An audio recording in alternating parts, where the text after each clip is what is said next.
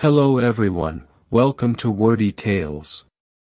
Today, we'll share a story that can guide you through an important decision in life: when to start your own business. This is a crucial choice, and without proper planning, it can be risky. By this story, we'll find out what should be the proper planning to start a new business. But not only this, we will also learn some new words and how to make sentences with them. It's a perfect combination to learn important life lessons and English together. So stay with us till the end for an insightful journey. In a small bustling town, there lived a 30-year-old man named Liam, a hardworking man full of dreams. During the day, he worked as a salesperson in a company, and at night, he transformed into a corn dog seller at a local food market. All this was to provide for his wife and 2 children. Liam wanted to expand his business by introducing new menu items, but was constrained by limited time and physical and mental exhaustion.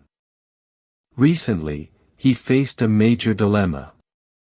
His demanding office job was causing him a lot of stress, and the thought of resigning to focus on his business started to take root. However, he feared that the income from his business might not be enough to support his family. One Sunday, using his day off, Liam decided to take his family on a trip to the countryside to visit his elderly parents. After enjoying some warm moments, he decided to take a walk around the village and met Mr. Robert. Mr. Robert, a local farmer, was once an office worker but now fully focused on his business, giving Liam great hope. Liam approached Mr. Robert and said, "Excuse me, Mr. Robert, do you have a moment to talk?" Mr. Robert, busy collecting chicken eggs, welcomed Liam warmly. Seeing Liam's gloomy face, Mr. Robert was curious, since Liam used to be a cheerful boy. Liam then shared everything with him, from his job struggles to his desire to resign and focus on his business. Understanding Liam's concerns, Mr. Robert began sharing insights to help him make the right decision. He said, "Liam, there are at least 7 things you must consider before leaving your job and focusing on your business. Your decision should be based on careful thought and thorough preparation." Liam listened intently, ensuring he didn't miss anything. Mr. Robert said, "The first and most important thing is to take small steps. A common mistake new entrepreneurs make is starting big without experience. It's like flying a plane without attending pilot school, the risk of failure is very high. For example, some build large chicken farms without ever raising a single chicken, stock hundreds of items without selling even one, or open a cafe with a massive investment without testing smaller sales first. Surely, you've seen businesses in the city fail within a year despite their grand beginnings." Liam nodded in agreement and asked, "So what should I do, Mr. Robert?" Mr. Robert replied, "For beginners, it's better to start small, like climbing stairs.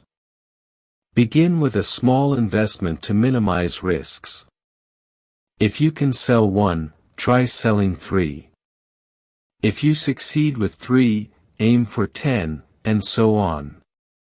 As you progress, not only will your revenue grow, but so will your experience." This first piece of advice opened Liam's eyes. Grateful, he took a moment to absorb the lesson. Before Mr. Robert continued, the second thing you need to consider is your side business income. If your side business income already covers your family's needs, it's a good sign, but still risky. Businesses often have ups and downs, unlike stable salaries. A safe threshold for resigning is when your side business income reaches twice your family's needs. He added, "This cushion will provide enough financial security during the initial transition. If you decide to resign, utilize your time to develop your business further, open earlier, add new menu items, and ensure your income reaches a comfortable zone. Liam eagerly nodded, appreciating every word of wisdom. Curious, he asked for the next lesson. Mr. Robert smiled and said, "Wait a moment, Liam. Let me grab some coffee, because the next points will be even more interesting."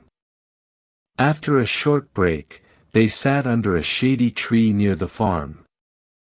Mr. Robert continued, "The third thing is an emergency savings fund. It's essential to have savings to cover at least 6 months of expenses as a precaution in case your business doesn't yield stable profits. Ideally, savings for a year would be even safer.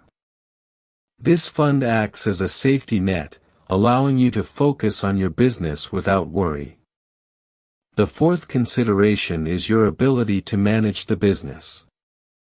It's not just about having great recipes, Liam. You also need to learn how to market effectively, set optimal hours, and more. You can learn from social media or others' experiences. Ensure you're prepared and not just trying your luck." Mr. Robert's light but insightful explanation was easy for Liam to grasp. He nodded repeatedly, signaling his understanding and readiness to hear more. While sipping the coffee Mr. Robert served, they watched farm workers tending the livestock. Mr. Robert continued, "The fifth point is determination. Starting a business requires strong resolve and perseverance. You must be ready to face challenges like fierce competition, fluctuating sales, and operational hurdles. The sixth is the stability of your side business. Ensure your business has been stable for at least the last 3 months, 6 months is even better. Stability demonstrates potential sustainability as a primary income source. Resigning before achieving stability can be very risky." Finally, Mr. Robert emphasized the last point, understanding the risks. Learn about your market, competition, and potential challenges. By understanding risks, you can develop strategies to minimize losses and maximize profits. So, Liam, are you ready to resign? Liam paused, then answered confidently, "I'll carefully consider the 7 points you've explained, Mr. Robert. For now, I can't decide yet." Mr. Robert smiled, pleased with Liam's thoughtful response, knowing that he had truly absorbed the advice. That evening, Liam thanked Mr. Robert sincerely and promised to apply the lessons he'd learned.